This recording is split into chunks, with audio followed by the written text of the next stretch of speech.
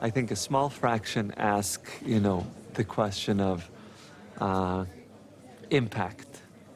But I think most scientists and mathematicians just see a really cool, exciting problem and they just want to answer it. And it can be used for good or for bad.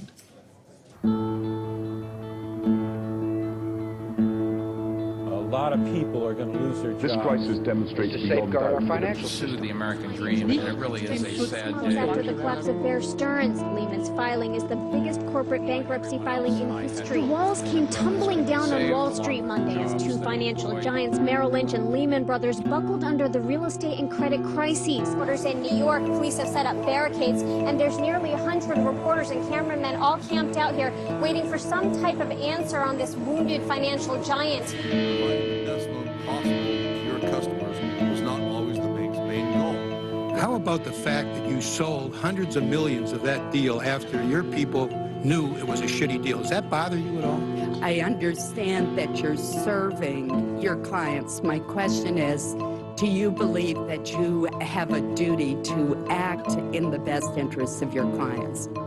Just take a look, Exhibit 166. Again, Senator, I will repeat, we have a duty to serve our clients by showing prices on transactions that they ask us to show prices for. There's apparently some confusion or some difference.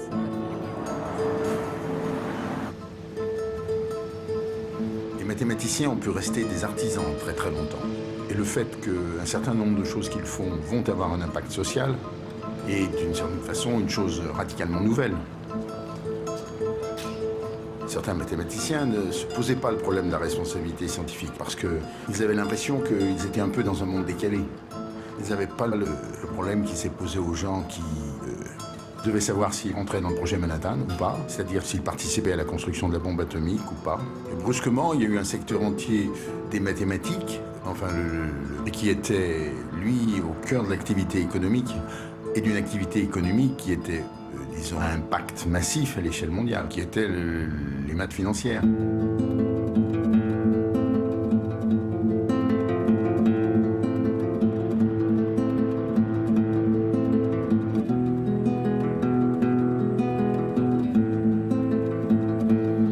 Banking and finance, up until about 20, 30 years ago, had nothing to do with mathematics.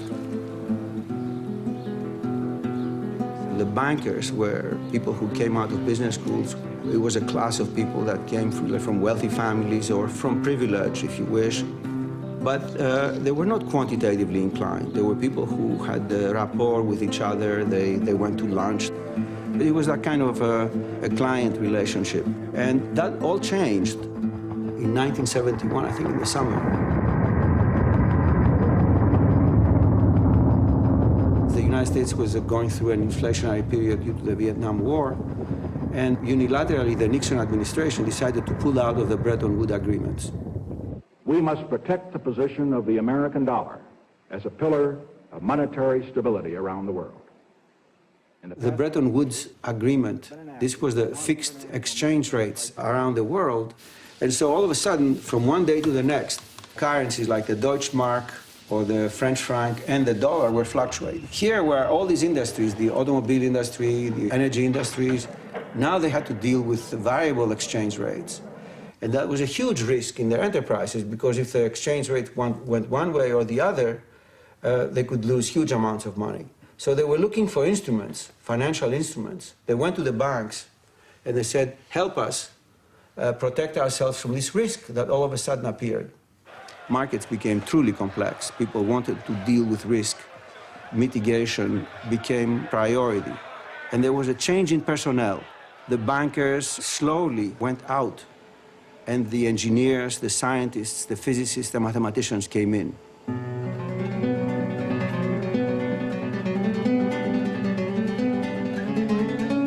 Le niveau de sophistication des mathématiques utilisées a brusquement changé. On se trouve dans la situation où, comme il y a des produits chimiques, il y a des produits mathématiques. C'est-à-dire qu'il y a un certain nombre d'offres qui vont être faites par les banques, de nouveaux produits, de nouvelles façons de concevoir, disons, le financement d'opérations ou l'intéressement de gens qui vont mettre de l'argent sur des schémas qui n'existaient absolument pas avant Et donc c'est vraiment des produits nouveaux. Et ces produits sont des produits dont l'existence même est conditionnée par le développement de mathématiques nouvelles. When I understood mathematically how the securitization system worked, I was very impressed. I thought this was a wonderful idea. It was a brilliant idea, how to distribute risk.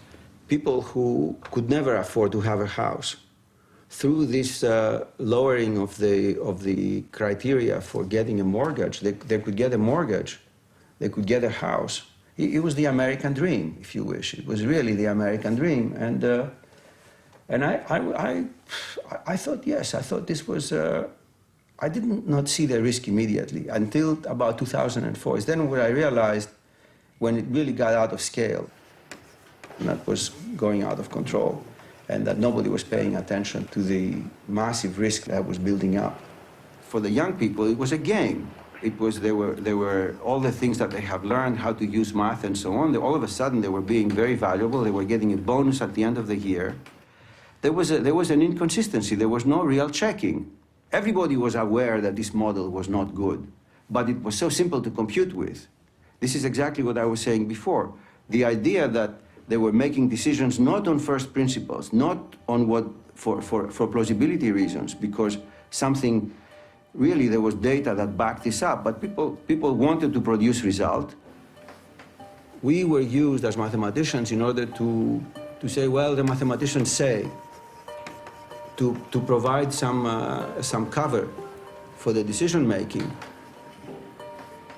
But everybody was accepting it. There was a party going on. The banks were making money. Nobody wanted to stop the dancing.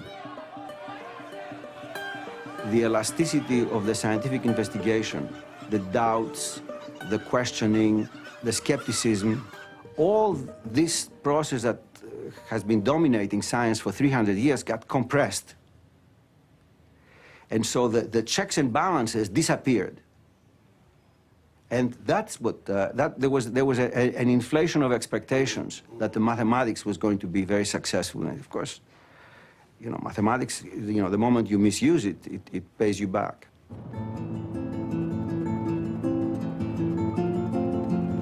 Tous les modèles pratiquement que ces banques utilisent sont des modèles qui s'appuient sur l'aléatoire. Or l'aléatoire, on le construit à partir de données statistiques pour essayer de caler les paramètres. La plupart de ces banques, comme elles étaient dans une concurrence absolument effrénée les unes avec les autres, ne partageaient aucune information. Alors que, sur le plan scientifique, il était indispensable de disposer d'un champ extrêmement large de données. Ces données globales étaient totalement indisponibles puisque chacun, très jalousement, gardait pour lui tout ce qu'il avait.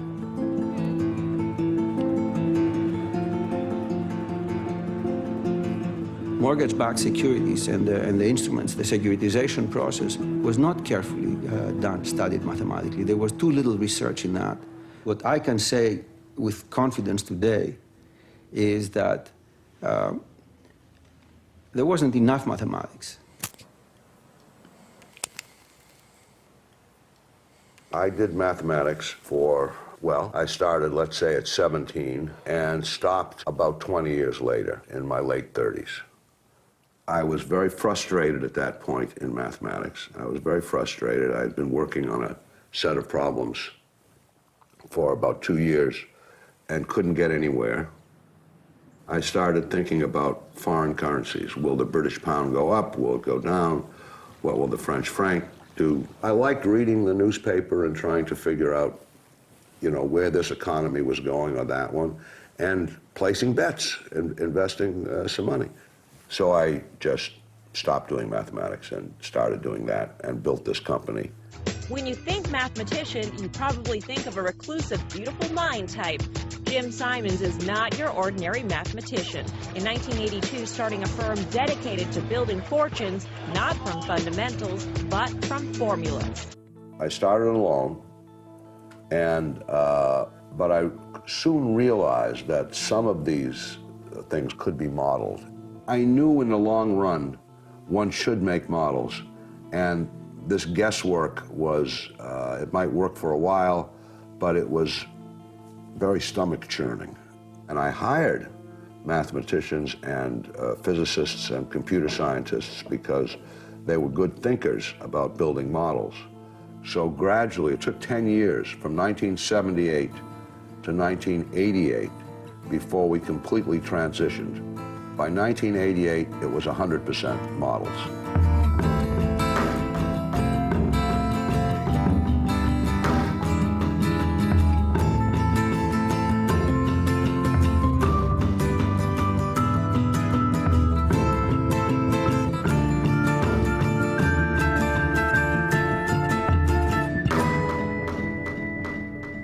Since 2005, 2006, markets have fundamentally changed. Nearly 70% of all trading is algorithmic trading on signals that are constructed on a statistical basis. It almost looks absurd that a subject that is so poorly understood as a basic science, at a basic scientific level, dominates the trading. All this is done electronically. And you're talking about not ordinary computers, but supercomputers. In other words, there's a huge premium for those who are technically competent. You have to really be able to react very quickly. The first to realize that there's an anomaly in the market and gets out of a bad position, that investor will survive. Everybody else who is a fraction of the time later in reacting to the markets will lose. The net result of that is that the markets are fragilized. We have evidence for this. Does anybody remember what happened on May 6, 2010? What happened on that day? Welcome to Street Signs on this Thursday afternoon. A big afternoon as stocks accelerate their slide down triple digits right now for the Dow Jones Industrial Average at the lowest level of the session. As you see below me, down about 162 points. All of a sudden here, we started hearing screaming, buy orders. Saw some real panic, a little below 11,000, a quick dip. Guys came in to buy gold. The system obviously broke down, especially with P&G. I mean, that doesn't make any sense. 87 even start trading, 86 even start trading, 85 even start trading here now, guys, all the way down. 84 even start trading here now, guys, 82 even start trading. In half an hour, the S&P 500 lost 10%, and it gained it right back in the next half hour. Now, this one had never happened before, never. Now, if that doesn't scare the ordinary person, then anybody who believes that markets are a good thing should think again about this. Of course, we don't know the reason for the flash crash. The flash crash lasted 7 minutes, maybe 7 minutes. Yeah. And even through that, after 7 minutes, there was enough action came back, enough people came back, and the whole thing was reversed. And that was the end of that. In my opinion, the system worked beautifully. So I think high-speed trading is great. It creates tremendous amount of volume. It's brought down the spreads. What's wrong with this selling point? What's wrong with this selling point is that whoever is selling you this argument is not telling you that it's nevertheless a bet. And the bet is at a deeper level of risk. And it's very difficult mathematically to come up with sensitive signals that will tell you that something is happening. Mathematically, it's a challenge. It's the kind of challenge that you might say is you put your mathematical intelligence behind such a thing, you're creating instabilities. Is that a morally wrong thing to do?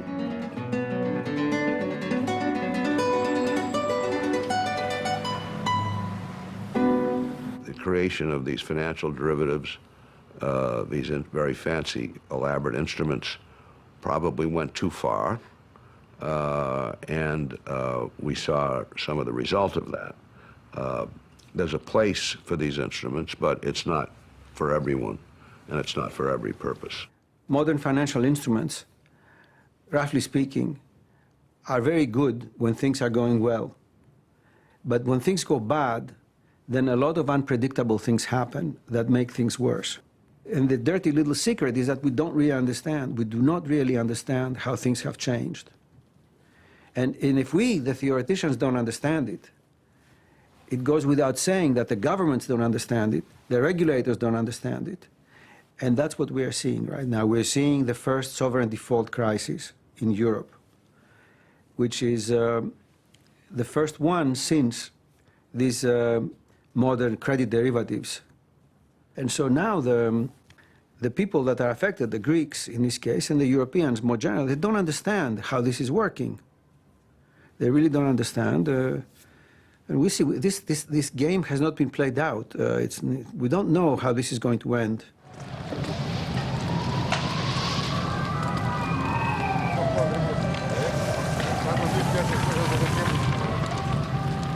Yes, I went in December. It was bad. Greece is bad. Don't go filming in Greece. Yes, it's a serious crisis. I hope everything will work out, but it's a serious crisis. The daily life had changed. People's daily life was affected. It was not abstract. And so people were reacting they're reacting in ways that are unpredictable, emotional, impulsive, not logical, but of course, I know colleagues in the universities. I know I have some family, my sister. Yes, I know people who are suffering. At the personal level, what's going on is unbelievable, at the personal level. At the macroeconomic level, I can talk to you all you want without any emotion at all.